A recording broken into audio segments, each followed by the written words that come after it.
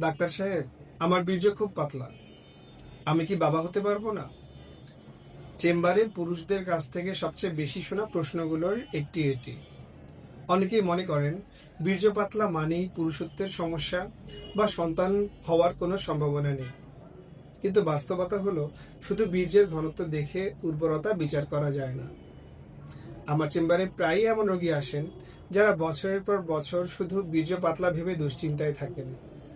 পরীক্ষা নিরীক্ষার পর দেখা যায় অনেকের বীর্যের শুক্রাণুর সংখ্যা ও গতি স্বাভাবিক আছে। আবার কিছু ক্ষেত্রে পাতলা বীর্যের পিছনে সংক্রমণ, হরমোনের সমস্যা, ভেরিকোসিল বা জীবনযাত্রার কিছু কারণ দায়ী হতে পারে। তাই বীর্য পাতলা দেখলেই ভয় পাওয়ার কোনো কারণ নেই। সঠিক মূল্যায়নের জন্য প্রয়োজন সিমেন অ্যানালাইসিস এবং একজন ইউরোলজি বিশেষজ্ঞের পরামর্শ।